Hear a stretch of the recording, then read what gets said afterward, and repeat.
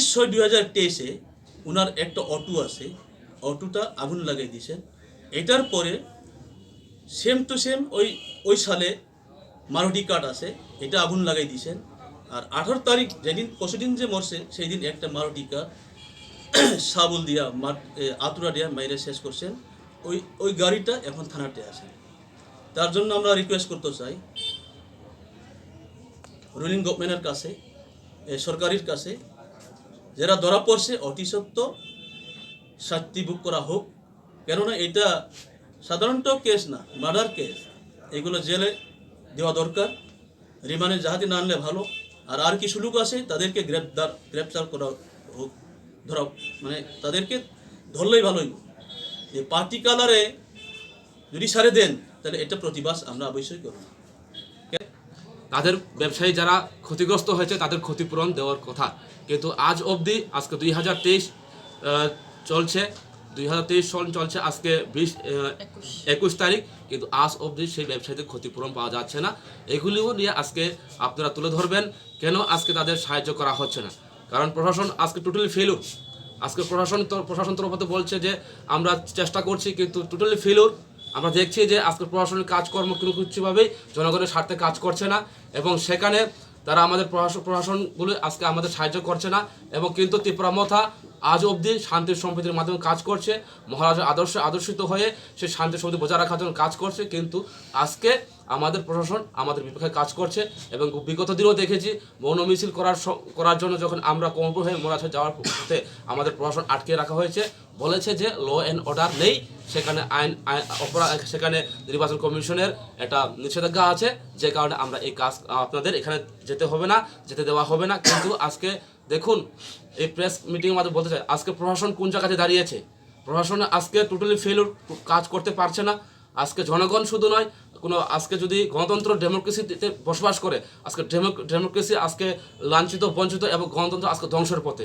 সেই গণতন্ত্র উদ্ধারের জন্য আমাদের সাহায্য করুন, এবং আগামী দিনে একটা শান্তি সম্প্রীতি বজায় রাখার জন্য একটা পরিবেশ তৈরি করবেন আশার আকাঙ্ক্ষা রেখে আমি এই কথাগুলো বলেই আমার সংক্ষিপ্ত কথা শেষ। 2 দিন পরে মার্ডার 2 দিনের পরে আবার ত্রিপুরার মোটা পার্টি অফিসে একটা সামনে টিনটা খুলে ফেলেছে, এরপরে ফ্ল্যাগগুলো তুলছেন। আর প্রশাসন আমাদেরকে কইছেন আপনারা গন্ডগোল করবেন না, আপনারা পরিবেশের পার্টি, আপনারা সত্য পার্টি, আমরা জানি ত্রিপুরা মোটা ভদ্রতা পার্টি। তাদের আদেশটা মানে আমরা কিছু করছি না, আমরাই মার খাইব, আমাদের পার্টি অফিসেই ভাঙবো। সেইগুলো কি রুল কিনা? কোন অফিস কোন জায়গায়? এটা শেষ করলাম। আর আমার পরে বলবো আমাদের মেম্বার মিস্টার প্রণজিৎ নমশূদ্র, ওনাকে হত্যা করা হইল। ওই দিনেই ত্রিপুরাতে ইলেকশন ডিক্লেয়ার দেওয়া হচ্ছে। ইলেকশন ডিক্লেয়ার দেওয়ার পরে ওই দিনেই প্রথম বর্তমান রুলিং গভর্নমেন্ট ত্রিপুরার মুঠার উপরে আক্রমণ, এবং আক্রমণ করছে, মারদুর না, অন দ্য স্পটে মার্ডার করে রাখছে। আর সেম টু সেম ওই দিনে মজলিপুরে তো আমাদের কংগ্রেস উপরে হামলা হয়েছে। যেদিন ইলেকশন ডিক্লেয়ার দিচ্ছে সেই দিনে 2টা জায়গা গন্ডগোল হয়ে গেছে। তো তার জন্য আমরা দুঃখ প্রকাশ করি। প্রণজিৎ অন্যায় হইতে পারে বা একটা কিছু ভুল হইতে পারে, ভুল হইলেই তো ভুলের সংশোধন আছে, বিচার আছে, পঞ্চায়েতে বিচার আছে, পার্টিতে বিচার আছে। বিচারটা না দেখে অন দ্য স্পটে মার্ডার করছে। এবং আমি পুলিশকে এই ক্ষেত্রে সাধুবাদ জানাই যে তারা তৎক্ষণাৎ 4 জন আসামিকে তারা গ্রেপ্তার করতে পেরেছে।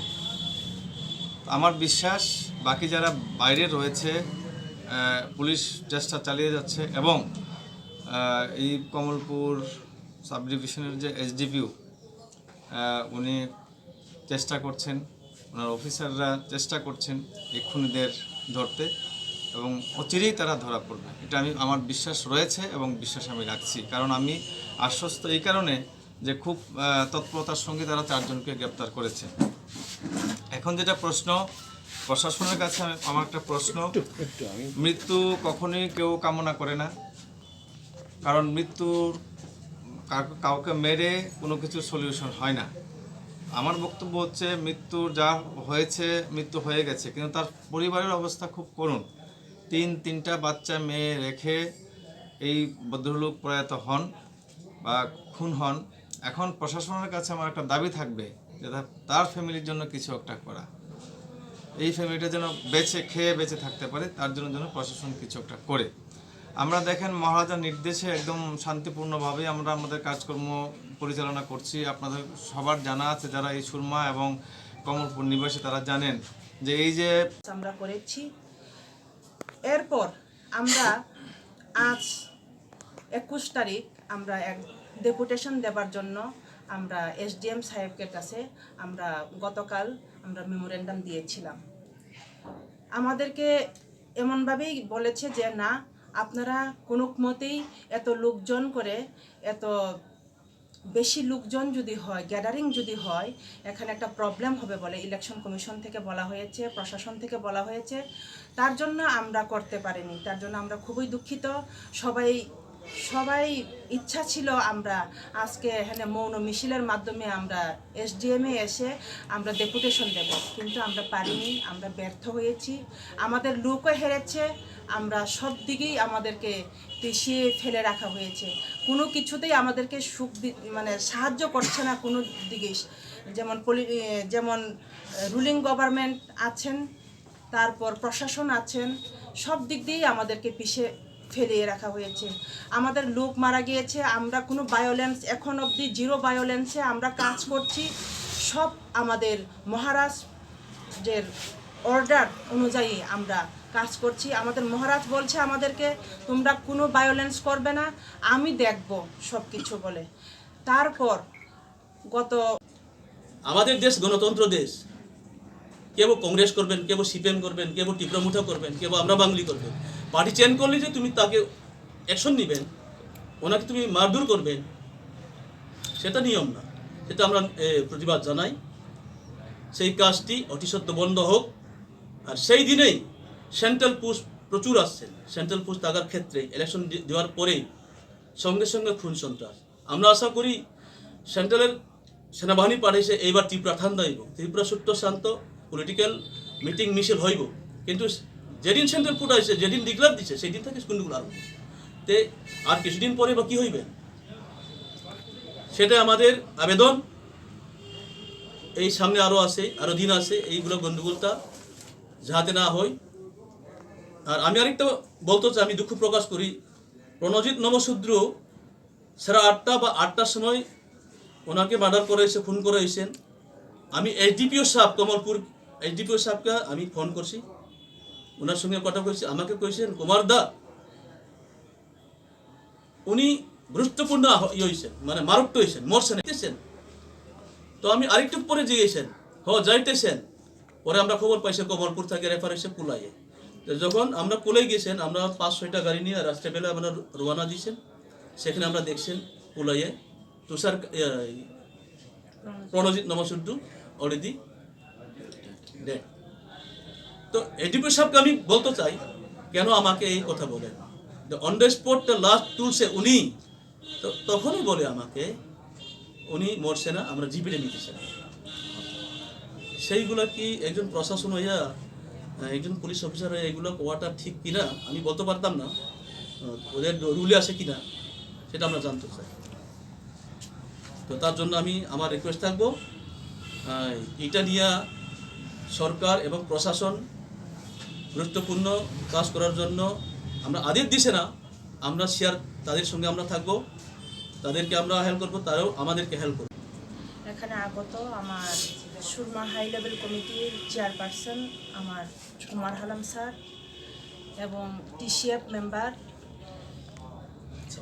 শ্যামল সরকার স্যার এবং আমার ভাই খোয়াই পলিটিক্যাল ডিস্ট্রিক্টের তপন দেববর্মা, ওদের অনুমতি নিয়ে আমি কিছু কথা বলবো। আর মিডিয়া বন্ধুদেরকে আমার আন্তরিক অভিনন্দন জানিয়ে আমি অল্প কথা বলব।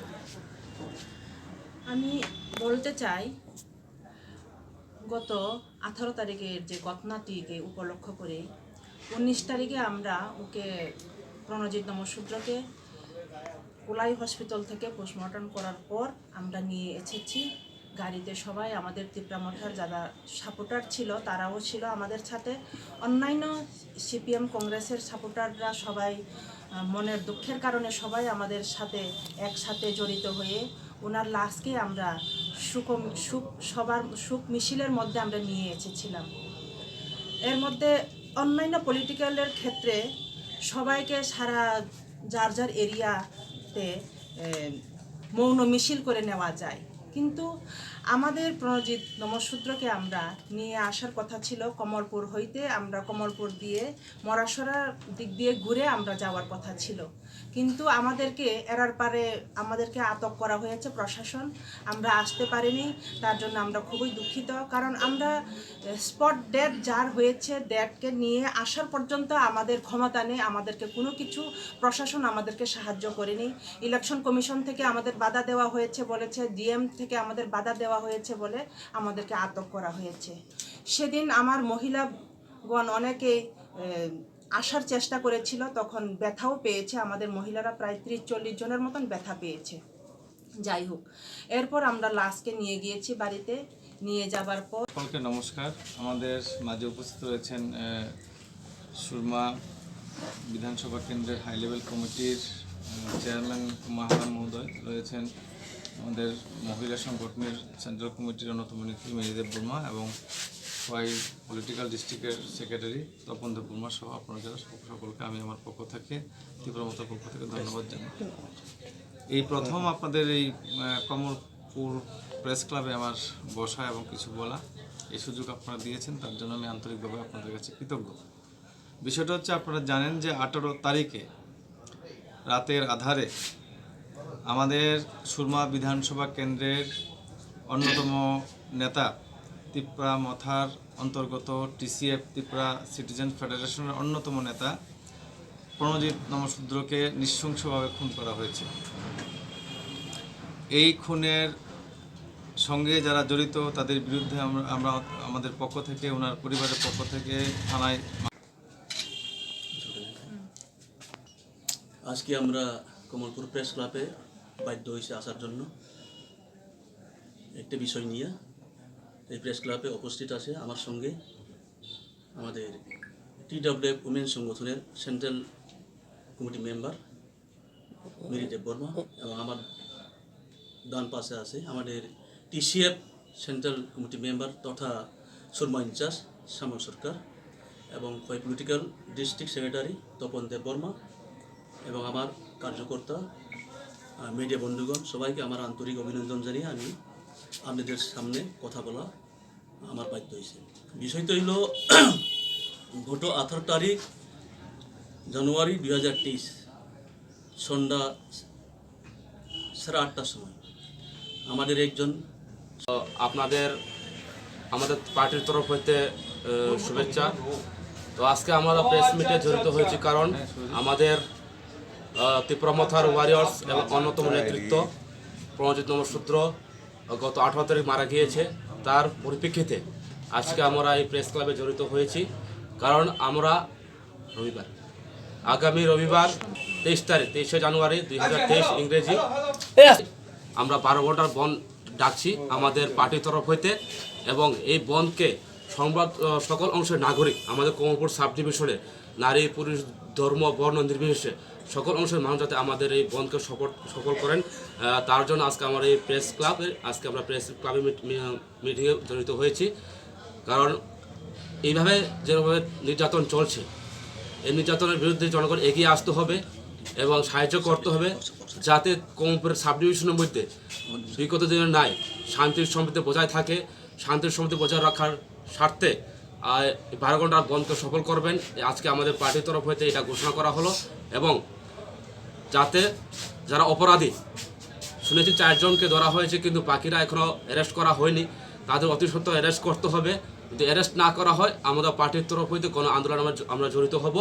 এবং পাশাপাশি আজকে প্লেস ক্লাবের মধ্যে বলতে চাই, 29 আগস্ট 2022 ইংরেজি 2022 ইংরেজি হালহালি বাজারে কিছু ব্যবসায়ীদের উপর আক্রান্ত হয়েছিল, কিন্তু এসডিএম ডিএম এবং এসডিপিও মিলে আমাদের মহারাজ যে ফ্যামিলিতে অল্প কিছু টাকাও দেওয়া হয়েছে ওদের শর্ট কাজের জন্য।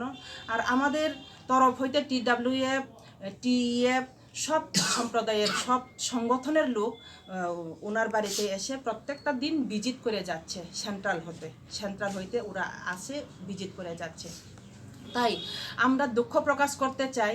আমরা চাই এখন এই বিজেপি সরকারকেও আমরা বলতে চাই, রুলিং গভর্নমেন্টকে আমরা বলতে চাই, যেহেতু আমরা কোনো কিছু কাজ করার আমাদের সুযোগ দিচ্ছে না, তারপর আমরা এই দুঃখের অনুসারে আমরা আগামী সোমবার, আজকে